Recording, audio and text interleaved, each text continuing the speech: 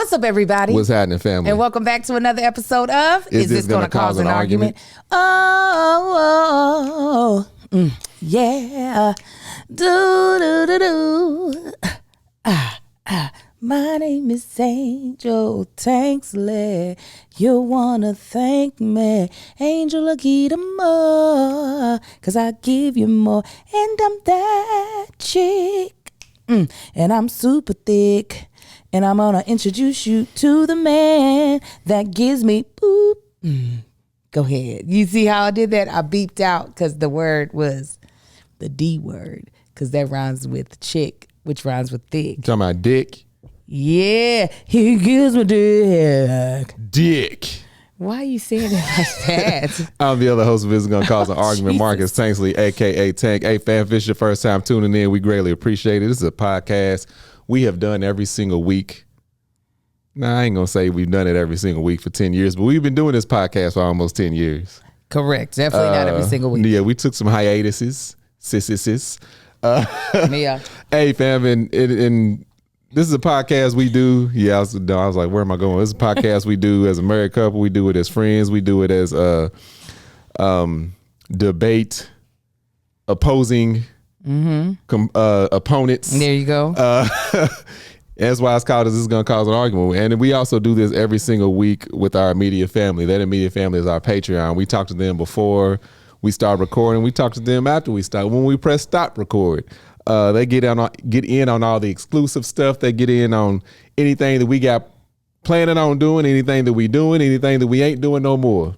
They still hear about it because we talk about it with the immediate family. You can be a part of the immediate family. All you got to do is go to patreon.com/thatchickangel, sign up for the low of $5 a month and get on all the goodness. We are joined by some wonderful sponsors this week. Yes, we are. That slow down and look me dead in my eyes. Are we? Yeah, I said at the top, I said we got 2 sponsors. Oh, I didn't. I tuned you out. Oh, as always, like this man, I don't know why he even ever questions if I told him something. He should be like, well, I wasn't listening. That's a shame. You should know that. So. No, you should know that so you can stop saying you didn't tell me. It'd be stuff that you don't tell me, though. BetterHelp is one of our sponsors, and I need that. Yeah, you do. As well as Hungry Root. We'll tell you more about them later on in the show. But first, babe, how are you? I'm good. Who just put it over here? Let's talk, sis. Or no? Somebody said, is anybody feeling sleepy? More that was sleepy L. lately? L, yeah.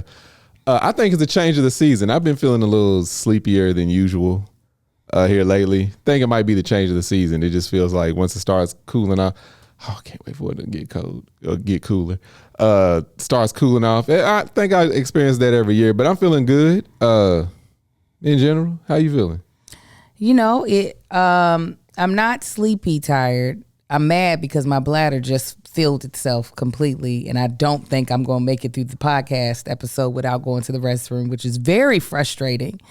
But I will say, after a very emotionally exhausting weekend, I should say, I am truly excited about everything that I have to tackle coming up. At first, I was overwhelmed.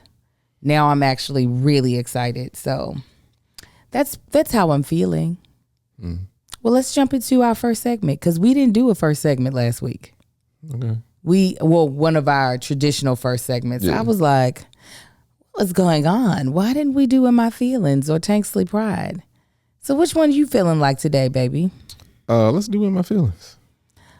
All right. Tell you what's got me in my feelings. I got something making me feel good. In My Feelings is where what? Or did you want to do Tanksley Pride? It was up to you. We're I'll let do you In My choose. Feelings. Okay. In My Feelings is our oldest segments where we talk about what's got us feeling good and what's got us feeling some type of way this week. And since you chose it, feels like something is on your heart. Let's go ahead and get it off of there. What's got me in my feelings? What's got you? Oh, yeah. Y'all know we living in, it's a wild time right now.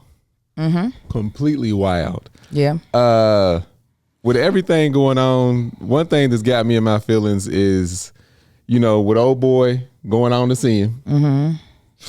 I was of course you got the conspiracy theorists, which is always a thing. But also I'm like, it's kind of starting to make sense, everything that they saying. Like there being a conspiracy and it wasn't like there was some Lone Ranger. This was like a planned thing. But that's neither here nor there. It's the fact that it was them on them crime, since they want to put it that way for us, and they still mad at us. Ain't that always the truth? I'm like, what are y'all talking about? It's whether they talking about liberal, whether they talking about black or brown or whatever they talking about, they're not blaming themselves, even though it was one of them in the car with them. Yeah, phone calls coming from in the house. Yeah, that's like you riding down the street and somebody in your car throwing water on you and you cussing out the person at the light. Yeah. Like, I ain't even over there with you. What are you talking about? It's for me, it kind of exposes even more so. It magnifies like the lunacy that basically has driven people like that in this country. The fact that, one thing, anytime I see anything racist that like comes at me in a comment, I always respond with, you had a 300-year head start and look at you. Like, what did you do with that? Like, and here we are on an equal playing field. But to me, it just magnifies it. It truly is. It's like, it's almost comforting to see how angry they are at a bunch of people that had nothing to do with anything. Why is it comforting? Because just to see how mad they are, I enjoy their rage. I like to see them that mad about nothing that we did. I'm like, good. You deserve that stress that you're putting on yourself. Okay. All that angst that you have, you deserve it. Live in that moment. Yeah. We're living rent free in your head, like for real, for no reason. Yeah. But also it's annoying just to see it. Just like I say that, but it's just like it gets frustrating. It's just like, are y'all really that stupid, or are you just that hateful, or both? Both. Which is crazy. Yeah. No, it is. Well, what's got me in my feelings is the road of entrepreneurship is always a rocky road. And in this phase of, okay, what's how can I put it? In entrepreneurship, it's very rare that you get to stay in neutral for very long, especially in a world of entertainment where how we entertain ourselves wax and wanes. Back in the day, it was radio, or live theater. Back in the day, it was live theater. You had to go to watch folk. Then it became radio. Then it became television. Then we had movies. Then it became social media. And while, a lot of those platforms still exist in, podcasting, it's always about kind of where your audience is. Is your audience in a place where they want to be out here in these streets to see you live? Is the audience in a place where they're like, you got 3 minutes to talk to me and then I'm moving on to the next thing, right? As well as what other ways does your audience want to connect with you? And is there other audience that you could actually have if you went ahead and tapped into this thing that you actually enjoy? So what's got me in my feelings is that we're now in a season, which most entrepreneurs are probably in, of, okay, you need to do a bit of a pivot, or you need to lean in harder into this area or this. And the only one who can make that decision is me. For me in my business is, okay, Angel, where do you want to lean into? And it's always a big decision. It's never, it's not something I can take lightly. And then also, I am one person. So being like, all right, we're not letting go of this thing, but we're going to add this thing. Okay, but all right, until this thing makes money, you cannot add staffing to help manage this thing. So just the road to what things should you be leaning into that's going to give you the quickest return so that you can place some either system or person over managing that. So it's got me in my feelings because, you know, I could say God, it's actually great because I'm not as anxious anymore, because I was very anxious about, okay, how are we going to pay this? How are we going to do this? Like, I didn't do a tour this year, while I booked a couple of major television shows, it's not the same as like the bigger projects when I usually book them at least once a year. So because none of those have happened this year, also changing brand management company. So that's a big transition that I have to navigate and don't know how slowly it'll take them to start churning me out the way they need to. While last week I was anxious, this week I'm not anxious. I'm just like, okay, let's like focus on what is the thing that you need to focus on that is going to move you in the right direction. Yeah. So just it's got me in my feelings because this is the road of entrepreneurship. Yeah. It does not change. Go ahead. No, I feel like I literally just had this conversation with somebody. I don't know who I was talking to, but it's the comfort you're in when you're not responsible for writing the check. Mm-hmm. When you're just responsible for getting the check. Like you working the 9 to 5, it's just like all I got to do is show up, make sure I handle my business, and everything's taken care of. Yeah. When you're an entrepreneur, you're responsible for the business that's getting taken care of and handling it, and all the pressure is on you. And it's a whole different level of stress. And it's like when I was, what's his name? That boy, Dame Dash was on there back on Breakfast Club. The first time he was on there talking about you got to be a ball, like you got to be a boss, got to be this, got to be that. First of all, most entrepreneurs ain't living it up. Right. Like most, that's on the same level as like actors. People look at actors as all these rich, wealthy people. The ones that are rich and wealthy, that's like 3%. That other 97% is struggling. We still have to hustle. Yeah, you still got to hustle. Like, and you like people look at this whole entrepreneurship and running this, running that. Like, unless you strike it exactly right and perfect and doing everything, and then your situation blows up phenomenally, it's gonna be a struggle. Mm-hmm. So like Dame Dash, he did everything back in the day and got to this, and people like him got to this place of wealth, and then telling other people, you got to do this, you got to do. It don't always work out like that. Correct. There are, just for example, 3-4 U.S. automobile manufacturers. Today, you got GM, Ford, and Stellantis, or like Dodge, Jeep, whatever you want to call them. That's the only 3. There were like 50 back in the 50s. Yeah. 40s and 50s. There were like 50 different auto manufacturers just in the U.S. U.S. manufacturers, not Japan or China or Korea, nothing like that. Just U.S. Now you got 3. And a lot of people think, oh, it's always been these 3. No, there were probably damn near hundreds back in the day. Yeah. Making a lot of different AMC, all these different manufacturers. And it's like, yeah, that's what be happening. Even the ones that are still around. GM had Oldsmobile. You ain't seen no Oldsmobile. You ain't seen no Saturns. You ain't seen no Pontiacs. I haven't seen a Saturn in a long time. You still got Regal. That's it. Not Regal, Buick. Yeah. But GM had 10 under them. Now they only got the 2.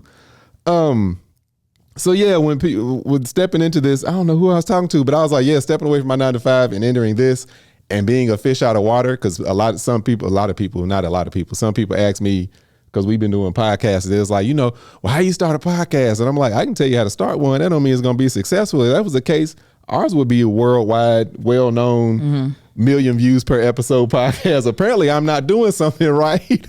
But I'm like, it's ain't no joke.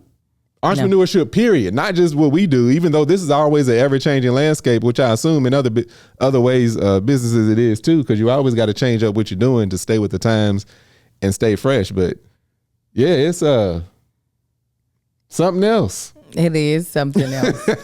Definitely is something else. So that's what's got me in my feelings, is just like, all right, here we go again, and getting ready to figure out the next thing, and what am I gonna do with this and that and the other. So, I mean, still, I recognize my blessing, so I'm not complaining. I'm just explaining. And then even being in this this realm of things and seeing how saturated it is now. Because I had somebody recently ask me about starting a podcast. I was like, well, first of all, it's an extremely saturated market now. Well, it's been. Yeah. It's been for years. I mean, some people are able to cut through. It's hard. Yeah, people be cutting through. I feel like controversy cuts through quicker than anything, and that ain't gonna never be me. And it's only for certain folk. Other people, it's not. But it's very hard to cut through. And while I would never deter someone from doing what's on their heart to do, it's just like, you better hunker down because it's going to be work. Well, this episode is sponsored by BetterHelp. Now, we sometimes turn to some funny places for support, but not everyone is a therapist. I hope y'all know that, all right? Not everyone is the one. Find your right match with BetterHelp. We've all done it before. Talk to our hairstylist, some random stranger in the restroom, our sister, our brother for, life advice. And as fun as they are to talk to about our everyday topics, but when you're looking for someone who can really help you with relationships, anxiety, depression, or other clinical issues, they may not have the right answers. Okay, so how about instead of doing that, let's get guidance from a licensed therapist online with BetterHelp. So for me, I have looked to my friends a lot of times. I've looked to my husband for advice, my mom. And let me tell you, the advice is sometimes great, and sometimes you could tell they just want to ride with me. It's more like, we're going to ride this till the wheels fall off, and the wheels are going to fall off if I take the advice that you're giving me, right? Here's the difference with talking to a therapist. My therapist keeps my actual goals, my life goals, at the forefront of his or her mind. In my case, I had a female therapist when giving me advice. So the advice is not only like based on her professional experience and studies, it's also based on her realizing there are certain things that I've already spoken to her about that I really want to make happen in my life. So she's trying to help me go towards that. And she also is picking up on patterns of things that I've also told her to be able to help point out some things that I'm doing that are creating obstacles for myself. BetterHelp has been helping people find the perfect match, the perfect therapist match for over 10 years and have a 4.9 rating out of 1.7 million client session reviews. That's amazing. Okay. I really feel like having therapy is one of the best gifts you can give yourself when it comes to really feeling your best, having the life that you really want to have, and being able to clean out some of the mental clutter, right? BetterHelp therapists work according to a very strict code of conduct, and they are fully licensed in the U.S. So you're not just getting somebody's random aunt that cooks great fried chicken, all right? And they do the initial matching work so you can focus on your therapy goals. BetterHelp does. So they give you a short questionnaire to help you identify your needs and your preferences. And they have an amazing match fulfillment rate, and they typically get it right the first time. But if you're not happy with your match, you can switch therapists at any time, right? And you don't have to worry about being stuck with somebody that you don't want to. It's fully online. You can pause your subscription whenever you need and switch therapists at no cost. With over 30,000 therapists, BetterHelp is the world's largest online therapy platform, serving over 5 million people globally, and it's convenient. Because it's online, you can pretty much do it wherever, whenever, with just a click of a button, so it can fit into your busy lifestyle. As the world's largest therapy provider in the world, BetterHelp can provide access to mental health professionals with a diverse variety of expertise. Find the one with BetterHelp. Our listeners get 10% off their first month at betterhelp.com/argue. That's betterhelp.com/argue. So what's got you feeling good, baby? Patreon knows what's going on. Oh, so we talked about it a little before we started, how we talked about how I never listened to music anymore, like just in the background. And I came to that realization back in August. I was like, God dang, I used to have this music just kind of playing off in the distance. And I was like, let me get back to doing it. So last week I did it like on, I think Thursday and Friday, I just had music playing, and I told an angel in the Patreon, I had like 2 of the most productive days I've had in probably over a year.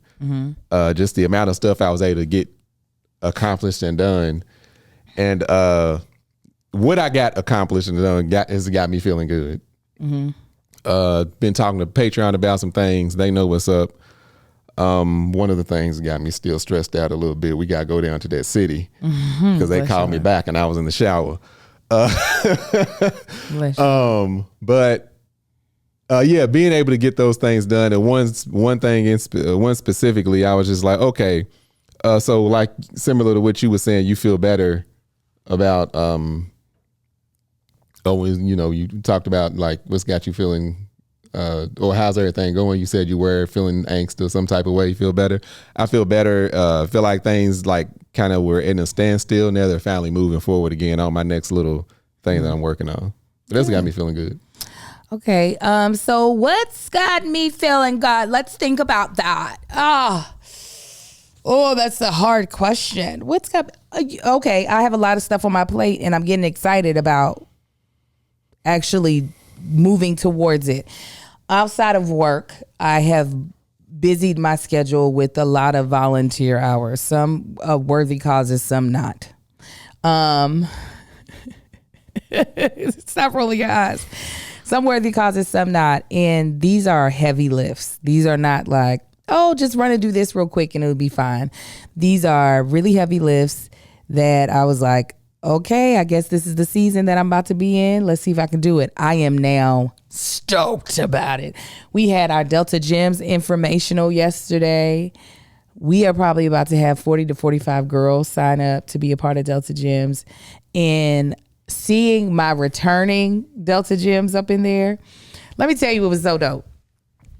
We're in this room, and there's probably 60 people, if not more, in this room of mothers or parents and their daughters.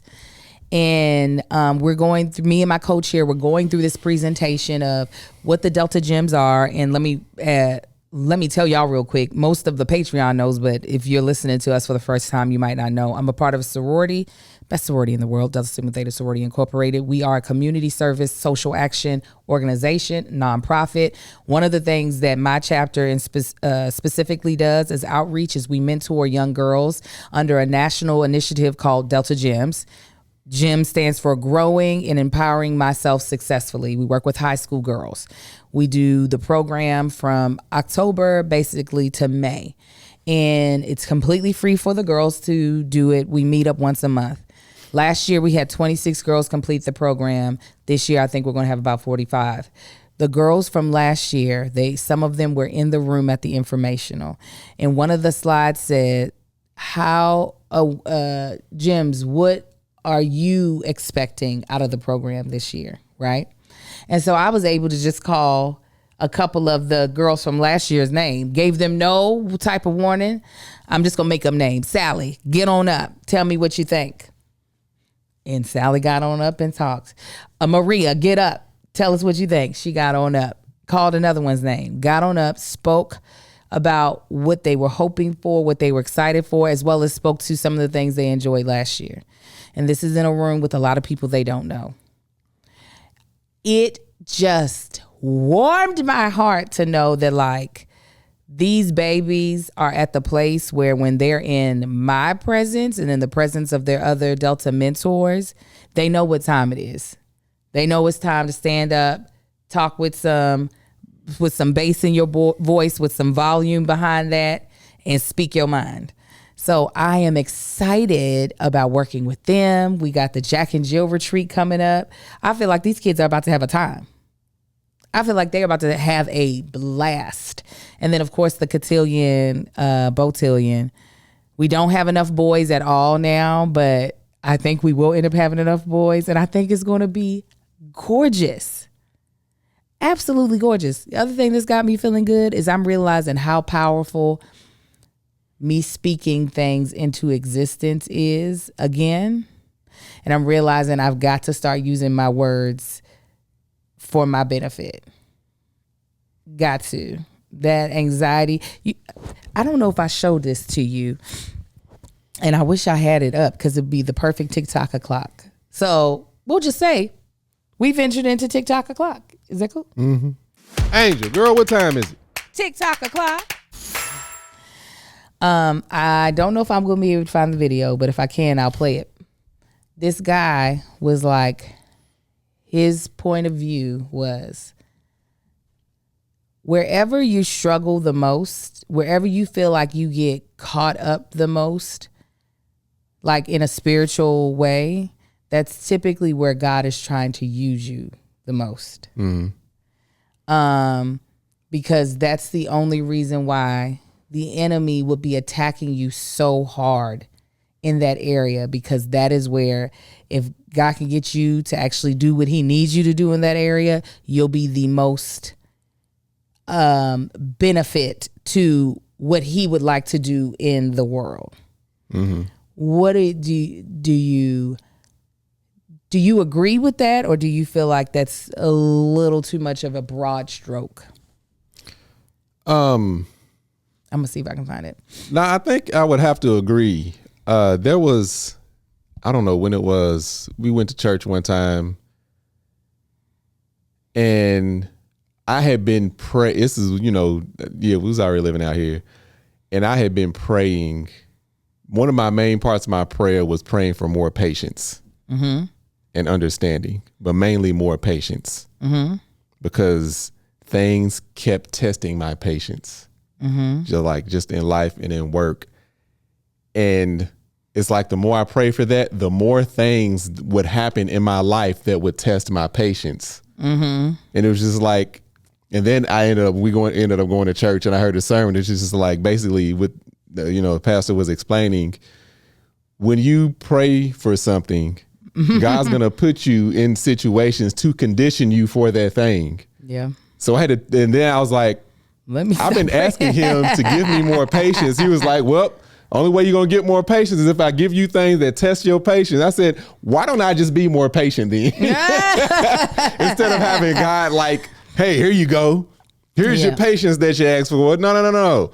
You need to be more patient. So I'm going to keep throwing these things at you. Right. Exercising that muscle. Yeah, exercising that muscle. And then I was like, let me not say that no more. Let me not pray for that. So I do kind of agree. It's just like, the things that's like the things that you struggle with is, the direction that you're being pushed in. Cause it's like, this over here is easy. You already handling that. This is what you need to work on. Yeah. So go work on that. I wish, I know it's buried. Definitely, we ended up not getting tested last week. Patreon, I'll tell you all why after we get off of this podcast main episode. We were supposed to be tested right now. We were supposed to have gotten tested for our neurodivergency in any like learning disabilities me and Marcus have, but we had to cancel it because we had something more important come up.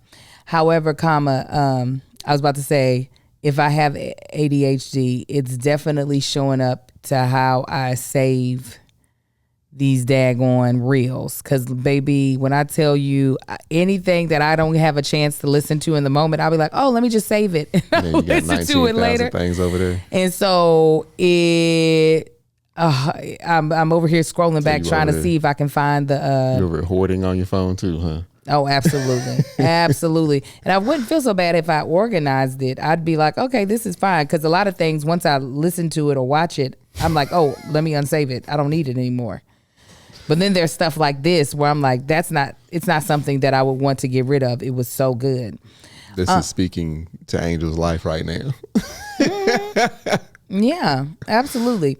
Anyways, I absolutely 100% agree with this sentiment, with this statement of the devil. If you believe in this as a concept, an entity, or anything of the sort, definitely is going to attack the thing that makes you the most powerful.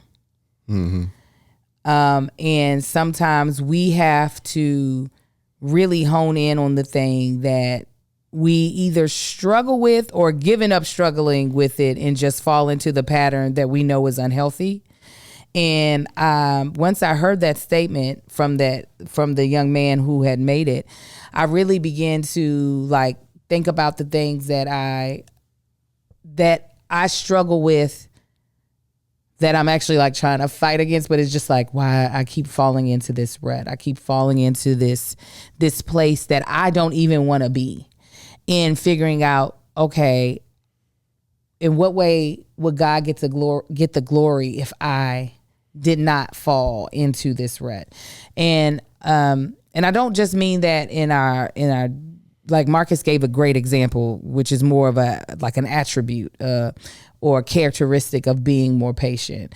But I do know me allowing myself to get anxious about future things that have not happened, and allow my brain to play these terrible tricks on me of what's the worst that can happen. And half the time it be vague. It don't even give me the worst that can happen in a real term. You know what I'm saying? And allowing that to like lock me up, I feel like keeps me from the thing that I believe my mother gave me, which is crazy faith. Like I inherited crazy faith from her because she has it. And then allowing the angst to come up kind of diminishes that. And I know my mother, her crazy faith has been a blessing to so many other people, because that's if we can get our mentals kind of, or if the enemy, whether the enemy is actually someone you can touch or spiritually, can lock up our brains into believing a certain thing, they've won. You know, that's why there's so many government entities trying to reform education, because they want to lock up what we believe, trying to have say over what we can see and what we can't see as far as in the media, because if they can control what we see, they control what we think, which ultimately controls what we do. Yeah. So I am realizing that the angst, the worry that can come over me quickly is truly the devil's work, because he knows if I can get back to the optimistic person that I truly am, that I will be an unstoppable force, specifically for the glory of God, specifically because I will make that very contagious. I am a contagious person. As my girlfriend Lauren says, she calls it the angel effect. She's like, you can convince so many people to do so many things. And I was like, yes, that is a gift of mine. I am an influencer. So I know if I am feeling like it will also influence other people to feel. Ain't that the definition of anxiety is regretting the past and fearing the future? It probably is, something because like that. that's what it be feeling like. Anyway, go ahead. I didn't mean to. So I am trying to, no, it was fine. It was a part of the conversation. I am trying my best. No, I'm sorry. You are the sweet one. I'm trying my best to recognize what this is, and to recognize that even I remember in therapy when we were doing the tour, because the tour had my stomach in knots there for a second. And finally I was able to work through it to get to the place of, I really think the tour is going to do well. I think we're going to have a lot of people come see it. I said, but even if they don't, it's going to be okay. Yeah. And she was like, you've won. Yeah, that's where I was. I'm glad you were. I wasn't. But that's how I feel about this little city thing that's got you worried. Listen, I'm like, what they gonna tell us the weekend? If I seen it coming, it'd be one thing. But the fact that it was just like, it was like, hey, what is this? You'll never see it coming. I've gone through this so many times. I'm like, well, see, I haven't. No, actually, you have. It's just I've been the one dealing with it. I don't know what I was about to say. Damn it. I'm sorry. It's all right. But yeah, for me, I'm just like, I am. Go ahead. What I was gonna say. I've said it on here multiple times. A lot of times I'll procrastinate because I try to make things like the perfectionist in me will step in, making me procrastinate. And then when I get to the point of like no return, where I'm like, no, the hell with that, I'm just gonna do it. it's almost like an out of body thing. Like I enjoy myself getting to that fed up part and then not caring and then just doing it. Like regardless, I don't care what advice comes, shut up. I'm gonna do it this way. I don't care who says what, that ain't gonna work. I'm gonna do it anyway. And then it just comes to fruition. I'm just like, I didn't like being where I don't like how I got here, but I like that I'm here and it's getting done now. Do you think you'll ever get to the place where you don't have to get to that place? Yeah, absolutely. I'm getting there now. Okay. Yeah. But yeah, I definitely, as somebody in our Patreon said, Portia Renee, she said, I believe the biggest attack of the enemy today, our generation, is anxiety, worry, and depression. And I fully agree. Absolutely. I think it's even worse for the generation that we birthed. Oh, yeah. The generation that we birthed has definitely, and you know what, we'll move into our discussion for today. Talking to an older woman, she's probably got 20 years on me. And we were talking about, so her children are adults. All right. They're not as old as me, but they are adults. I was saying to her, in a lot of ways, and I kind of brought this up on here before, in a lot of ways, we have looked at how our parents raised us, and we have noticed some of the things that we're just like, no, we not doing that. Not in nobody's 2025. And in a way to try to remove a lot of the trauma from our children's life, right? For instance, for me, my children have not had to move around a lot. They've gotten to obviously have a very stable father in front of them, and they get to see a stable marriage. That's not something I got to witness. Marcus did get to witness that in life. For Marcus, he is at his children's sporting events. He's at a lot of his children, and not to say that he ever thought his parents not coming was a trauma, but the fact that I've heard him complain about it multiple times lets me know that was an actual bookmark in his childhood. However, we do all these things right, but I noticed how much more anxiety is on this younger generation, as well as how late it takes them to be able to fly from the nest. Mm-hmm. Marcus moved out on his own at what age? I was, let me see, I was in college, so 20. Marcus moved? Yeah, I think I was 20 years old, and that was not because my parents was like, why are you moving out? I'm like, man, I need some freedom. I don't want to be up under y'all. I was on my own at 18. Yeah. Not even 20. As soon as I got to college, after then, any decision I made about where I lived was completely on me. Yeah, I was in school and working. Right. Yeah. I don't foresee that for my oldest son. I don't foresee him at the age of 18 being able to make those type of life choices unless something horrific were to happen to us. I still don't think he'd be able to somebody else would just take care of him. And I'm like, what is it that where is that balance that we missed? It's almost like we overcorrected so much, because we talk about how, our parents would leave us, us, millennial Generation X. Jason's part is like, we was like, everybody's like, well, that's why I was like, you got to go check on these kids. It's like, my parents was gone. Yeah. I remember being left at the house by myself. Mm-hmm. Don't open that door for nobody, and don't cut that stove on. Yeah. All right. Whereas, there was a level of independence in, I don't know if it was sheer ignorance from our parents, that forced us into a level of responsibility and independence early. Yeah. That we have kind of removed from these kids, but now we're seeing the repercussions. Yeah. You see these little young 20-year-olds, they can't hold down a job. Can't hold down a job. We talked about it on here. I don't know about the rest of the country, but most of the teens out here do not want a driver's license. They had to force me. They had to have the keys from me. Right. Early in life. Yeah. Like, boy, where you going? Nah, bring me them keys. They literally could not keep the keys down, because I was like, I'll pull the car up for you. Mm-hmm. I'll do this. I'll do that. Yeah. And that's not what, and I know I can only speak necessarily for my household, but I'm noticing other people's kids. Yeah.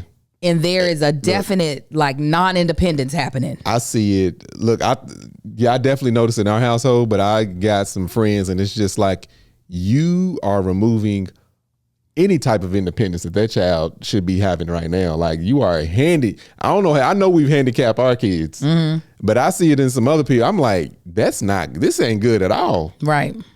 Like you damn near still spoon feeding this child. 100%. Yeah, and I do think it's like it's waxing and wane. It's just like where's the medium? Because like you said, the way our parents came up was even more independent than we were. Then we had to be independent. Yeah, more not as independent as our parents. Right, and now our kids is like, now what independence do y'all got?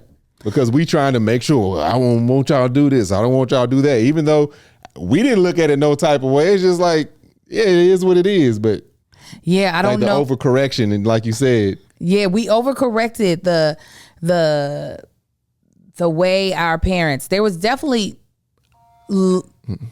definitely legitimate critiques. Yeah. When it comes to how our parents raised us, definitely, and definite trauma that things that needed to be avoided. When we think about. I don't know what the rate of child molestation is currently, but let me tell you, the Generation X and the older millennials, they were having to dodge creepy people that their parents allowed to be around them left and right, which is something that we're like in our generation, we're like, hell no, you can't be with this person or that person or this person. Yeah, that whole... Well, y'all make sure y'all just stay away from your Uncle Jimmy. Uncle Jimmy shouldn't be around anyway. Right. So the generation that's raising children now, we have a lot more hard lines of, no, I'll blow his head off. He's not allowed here. Like we will do just because she grandma don't mean she get to come over here if she's saying some whack, inappropriate stuff that we don't agree with in this household. So either she gonna have to check her mouth or she gonna have to stay at home. That's not what our parents would have done. There's like, that's your elder. Doesn't matter what they say. Doesn't matter what they think. What was the difference? Well, I know, no, but I'm just saying. Yeah. Like, because my parents was like, you give respect as it's given. Yes, but and then come to us. Handle what you got to do, and then come to us. We'll decide if you was right or wrong, and then we're going to go to that person. Never will decide. Real quick, before we go into more discussion on this, let me tell you about our other sponsor. Sorry, I just forgot we only have one camera going today, and that is Hungry Roots, okay? Because it's back to school time. We're all into the routines of the fall, and it can be a lot trying to shop, plan, cook.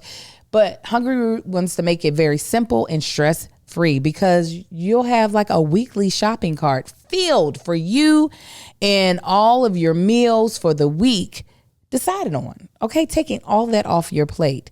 This is why we love Hungry Root. Hungry Root takes the stress out of mealtime by filling your cart with personalized picks and planning weeks of meals, your week of meals. Getting smarter with every order. With over 15,000 recipes to choose from each week.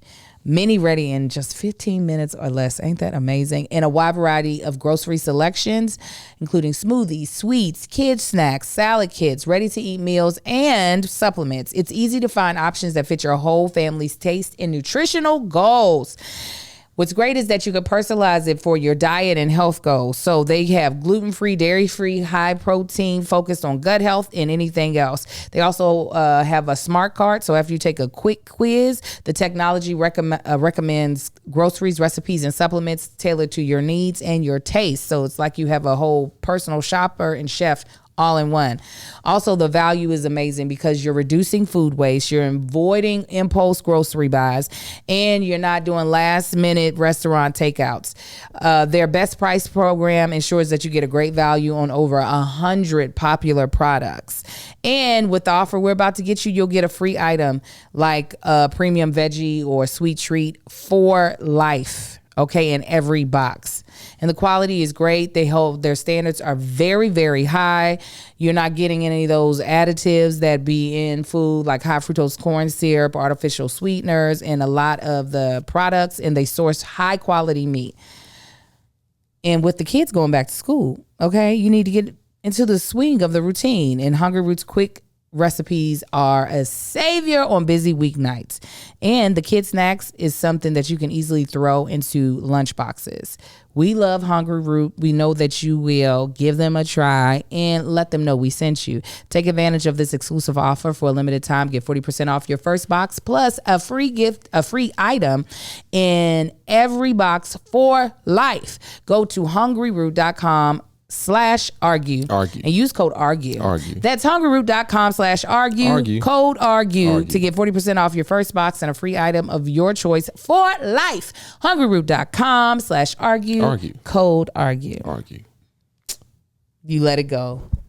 Why'd you let it go? You were supposed to hold it. I was holding it, and then my mind started wandering. You were saying that your parents were like, "We will give respect." Yeah, you give respect as it's given, because there were crazy people that they knew that I could have crossed paths with. It's like, nah, handle it in the moment. I don't care if you were in church. I don't care if you were out playing. You handle it right there. Yeah. But also because they knew I was a very respectable child, so I wasn't gonna go crazy. But there were people out there that we knew of that would have said something slick, and it's better that I handle it right there than Daddy hear about it and and then have to go start from scratch and handle it. Yeah. But yeah, I'm assuming that was one of the reasons. But yeah, there's been an overcorrection. It's like, I think about like with our kids, like when my brother was out here, he was shocked at how when they woke up in the morning, they came downstairs, they handled everything with the dogs, and he was just shocked because he was like, he has step grandkids and now, grandkids and everything. And he's just like, he said, I ain't never seen no kids do all of this. And like, he said, they some little grown up, they little men just handling everything. I was like, they know they're gonna have to do it anyway. And you're saying our kids were like little men? Yeah. Who said that? Pete. Oh. The way he like signed Kai when they first woke up, they came downstairs and they took Lala out. They let Castle out. They did all these things. And it's just like, he was like, they just had their own little operation before they got on their tablets. I was like, because they know we get up and it's like, oh, you ain't doing A, B, C, and D? Have you done this? Have you done that? Have you done this? I don't know. I don't know. But they still soft compared to us. Oh my God, yes. This is one big reason why I was saying this to the driver who picked me up yesterday from the airport. This is one of the big reasons why I really am pushing for little Marcus to end up at Morehouse. Because that is the piece of the puzzle that I'm like, I need that part put into place before I, as your mother, am going to feel comfortable and confident of like pushing you further up out of my house. Even though my kids are welcome to be in my house, as long as they're breath in my lungs, I'm gonna be like, you can be here.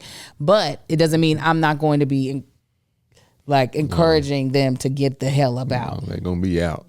Anyways, foot to act.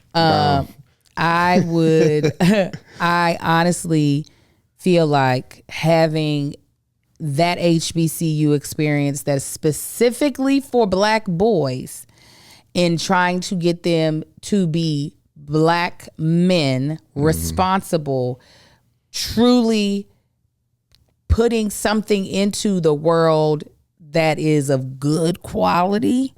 I feel like that's the piece. Now listen, Lil Marcus is a great human being, he's actually really responsible. Okay. Yeah. But in a lot of ways, he's very young minded. And I don't mind that right now. He's a minor. So be young minded. But 18 is around the corner. So I need to know that there will be a switch that can be flipped. Yeah. And he understands, okay, while I am still their child and I know that they are my safety net, I need to be getting the endurance and the strength to see if I can do some of this on my own. Yeah. I told Angel, I think, maybe just I see it on the horizon just a little bit. I think him being a junior and being, no longer the little dog on campus, I think will help his confidence and help him step into that more independence. I'm kind of running things. Whoa, that ran up out of you. Yeah, it did.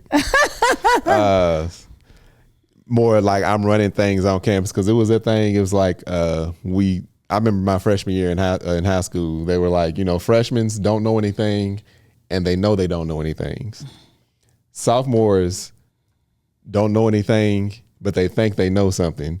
Juniors know something, but they don't realize they know anything. And then the seniors know it and they know it. No. But I think he might be behind a little bit on that swing.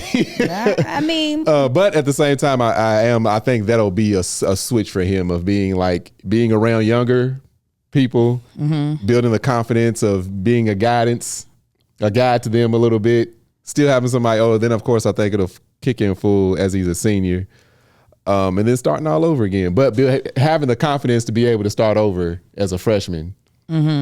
You know what I'm saying? I think it'll still be good. But yeah, I'm looking forward to like these next, especially this year. I think I will see a switch. I feel like, one of the big things that I'm just a little bit lost on with him, and I know some of it is personality, but some of it is maturity, and it makes me like nervous for him, is his lack of wanting to make decisions. And I'm like, baby, once you get out here in your own world, you have to make the decision. And if you don't, a decision is being made.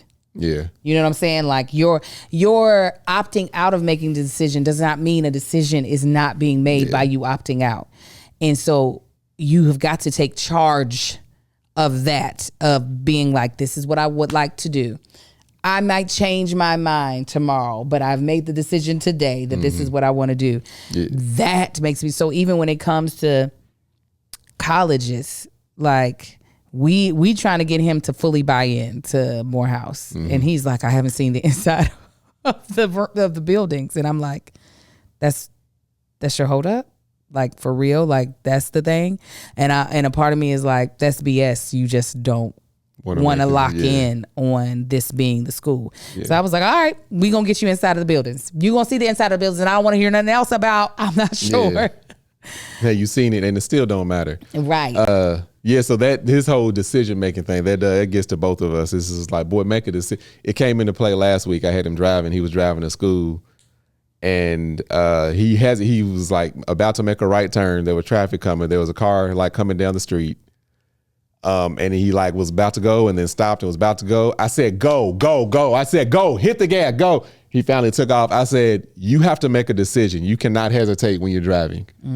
I said, that bleeds over. You not making decisions bleeds over into the rest of your life too. I said, this is going to stop here. Make a decision when driving. You cannot hesitate. If you're going and you think you can't make the light, if you're already on the brake, go ahead and start slowing down. But if you hit that gas, stay on the gas and risk running the goddamn light, because the person behind you don't know that you're going to be hesitant or going to change your mind and you're going to end up getting rear-ended. You have to make a decision, all right? So on that ride, I saw that switched over right there, because usually it's like a and I told him, I said this whole, I don't know. You can't do that when driving, dude. Yeah. If you're going to get over, go on, hit your blink over, and then merge if you can. Don't do, well, I don't know yet. No, ain't no I don't know. You make the goddamn decision. So just that one experience changed all of that in his driving thing. I was like, he done really, just how smooth his turns were when he turned. I was like, okay. Did you know he had on chapstick today? Oh, you didn't see him this morning? No, I didn't see him. I saw his little halfway glossed up lips. Nah, I said. He had his cologne on yesterday. He got in the truck. I said. He had on his cologne? I said, oh, you smelling good? He was like, yeah, I mean, I have so many colognes. I guess I might as well. I was like, yeah, that's the point. That's what we've been telling you. Wait a second. You just, that's telling me what he had on the stank good is that's what my granny used to call it. You're stinking good. Yeah, he had on his cologne yesterday. I'm looking at his lips. Remind me of Jake from The Shy. Glossed up. I said, your lips is shining. I said, I ain't never seen you put on chapstick. He was like, I should be wearing chapstick. I might as well. We know. I said, who you plan on kissing today? He was like, nobody. No. I said, The one little girl took a picture with him. I was like, you think she like you? He's like, she does that with everybody. Like literally everybody. Who? The only girl that walked up and took a picture. When? I'm saying. The one that sent to her mom? Yeah. Hey, I was like, so you think. Oh, she was there? No. This is when it happened. Or the next day I was She like. definitely He was like, she does that with everybody. No, she does this. I was like, I said, Mark, he's like, it's just every girl. It's just so annoying. I saw her at the mall one day. She was like, Miss Angel. I said, hey, girl. She said, is Marcus here? Where's Marcus? I was like, he's not here. He's at home. She was like, oh, okay. I was like, I want to be like, why you care about where he at? What you need him for? He gonna help you with some homework? No girl walk up and take a selfie with you with the little kissy lips and the peace sign. No, Marcus did the peace sign. Marcus gave his serious face. I said, I didn't know you had a serious face. I said, because you look good in the photo. He bit biting his bottom lip. But yeah, I don't know what I can do to undo what I might have mistakenly overcorrected when it comes to how I was raised. So that's the place that I'm at, where, because I'm just like, I don't want my child to be one of these worthless 24-year-olds crying about having to go to work. So I don't want to, like, I just, it's too much. My God, I failed. Yeah, I think even before this conversation, we haven't had a conversation about this before now. Mm-hmm. But I think we have both like seen it and started making adjustments toward that. Mm-hmm. And I think, we got time, because again, he's a junior. We got time, and we've already started making those, like making him just, so you going to do this, so you going to do that. Yeah. Because I've definitely noticed it too. I was just like, look, I was already building shit. Like, yeah. like my mom got a flat tire. I think I was 11, and I changed the flat tire in the middle of the storm on the roadside of the road. Yeah, mechanically he doesn't have it, but when it comes to computer stuff, if I'm like, Lil Marcus, this is not making sense, he'll be like, give me. He be building stuff for your mom though. Oh yeah, no, absolutely. Yeah, he be building stuff for her. I mean, like mechanically, he's probably been taught how to change the tire through Yala, but like if I asked him to repeat the steps, I've had him do it. He probably can't do it. Exactly, that's what I mean. He's definitely been taught, but does he know how to definitely do it? Because in his brain, it's probably not something that he absolutely needs to know how to do. Like, I learned how to change the tire at 16, have not forgotten how to do it since then. I had him add the windshield washer fluid last week. The car needs coolant. So I'm going to go get it and have him do it. I ain't going to instruct him. I'm going to be like, you remember that reservoir I told you? Go on, put this fluid in it. Then I'll go see if he done put it into the gas or in the oil thing. It's like, well, that's it for that. Jesus help us. But yeah, and even with that, I'm also like, okay, where can I begin to crank it up with the twins? Like, where is it now? Because they have an older brother in the house, he gets the brunt of it. But now I'm like, there's some of this y'all could be doing. Yeah, well, we started that too. Like, and it's gotten so much easier. They now, like, they do all their laundry, fold, put up. They do basically everybody's laundry but mine. And no, they just do theirs. Is it just yeah. Marcus does his. Yeah, Marcus they does do theirs. his. They do theirs, but they have so much. And then they're in charge of keeping the kitchen clean. They still do a horrible job, but they getting a whole lot better. They clean their room every single Friday. So they're not allowed to get on their tablets for the weekend until everything is done. They doing the dishes multiple times a week. Yeah. Keeping the kitchen clean. I'm like, no, I told him, I said, I'm sick and tired of doing all of this for y'all. I said, wasn't nobody doing this for me. I was literally every other Saturday, I had to clean all the baseboards in my parents' house. My parents do not have a small house. Right. And I had hands and knees, rags, cleaning the baseboards. I remember and mopping. It wasn't no, hey, did you do it? I knew I had to do it, and I just did it. I remember mopping the kitchen floor every week in elementary school. Oh, yes. Sweeping week. And mopping.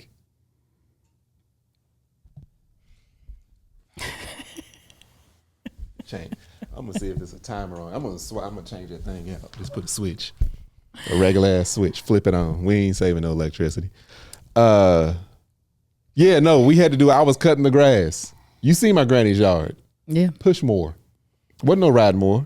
My uncle had a ride more. I better not dare ask him to borrow that ride more to cut your mama's yard. Well, we're gonna have to send them to Kentucky in order to do that. Yeah, that was me. with the gasoline. It ain't starting. We'll change out the spark plug. It's like it's just we got a lot of my different granny's babies. yard is on a hill, the front of it. Got Did them you legs cut that strong. bank? Yes, we got your legs strong. I guess. Well, tell us in the comments what you think is going on with this generation, and how did we mess up parenting? How have we messed up? How have we coddled these children so much that a lot of them are turning out just weak as all get out? Lord help us. Punk ass kids. We done turned them They into. strong in the brain Yeah. as far as in they're smart, but then they dumb at the same time. Let us know in the comments below. Please make sure you check out our sponsors, Hungry Root and BetterHelp, using our code ARGUE for both. You can follow me at That Chick Angel across all platforms, and you can check out my self-care products at shopmamalikes.com. Oh, what can they do for you, baby? Y'all can find me on Instagram at Marcus on the Gram, Facebook at Marcus on the Book, and at TikTok at Tank Don't Talk. And of course, y'all can go find ahead. my beard and body butter called Man Shit, and you go to manShyt.com. Check that out. My bad for cutting you off. It's all good. And of course, you can join our Patreon for the low of $5 a month, where you'll get to watch this live. You'll get bonus episodes of Mama Likes Mommy Confessions, as well as live episodes of Mommy Confessions. And you will get live episodes of Here's the Thing, plus other random stuff that we decide to share with our Patreon. We forgot to talk about Disney messing around and finding out. Oh, we did. I didn't forget to talk about it. Oh, you didn't want to talk about it? Nope. We're going to wait to see how they completely find out. They found out. Oh, no. I don't know if this is the end of it. So that's the reason why I'm it might be more. Yeah, I said, and I'm sure I'll cover it on the other one. But yeah, we'll see what happens next week. All right, y'all. Until next time. Y'all have a good one, fam. Bye. And had to watch the cars.